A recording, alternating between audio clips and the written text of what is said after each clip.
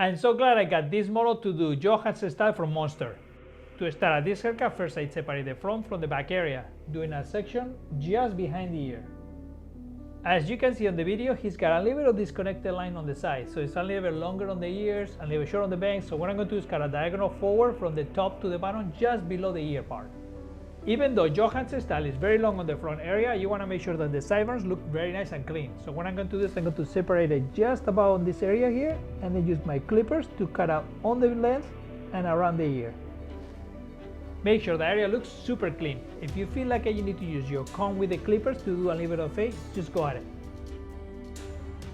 And yes, I'm using my new trimmers from Cocco, which I really love because they give me a really nice clean edge. Throughout this haircut, I'm going to be using the French method cutting technique because I think it's the best cutting technique for this particular haircut.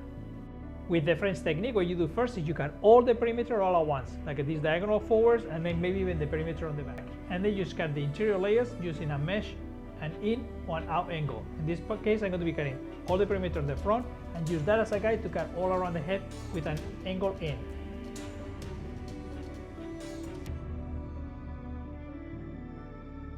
Now to cut the graduation on the back, as I'm pointing on the video, I'm going to be connecting this point with the length.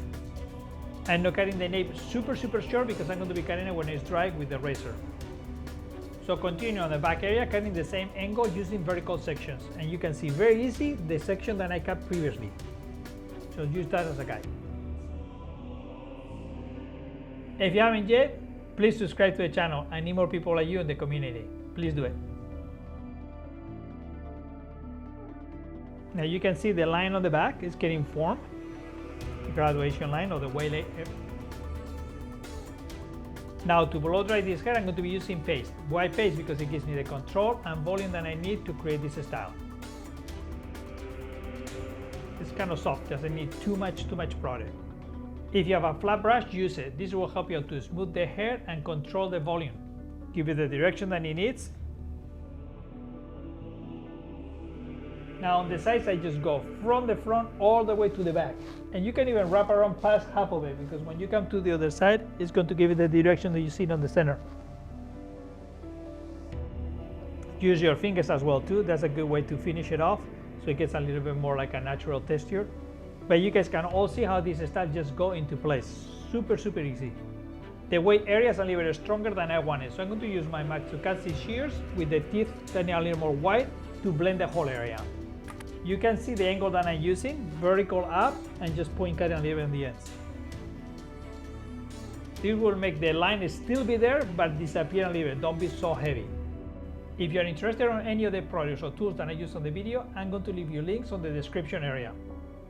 The sponsor of this video, Cocco Tools, is actually giving you guys a 20% discount if you use the link on the description area. If you guys can use Hairbender20. And if you guys buy any product, I get a little commission, so thank you for that. Continue using the thinning shears all around the nape area as well. As I mentioned before, for the nape area, I'm going to be using the blade. This is a feather blade, and I will leave the link as well.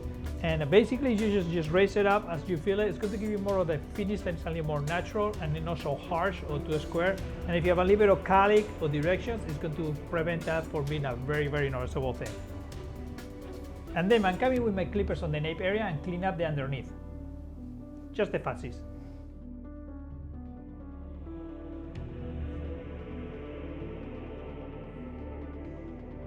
The haircut turned out great, and as you can see, if you can just run your fingers through, it's going to do exactly what you want. This haircut is going to look great for about 2 months. And here you have the 360 view of this haircut.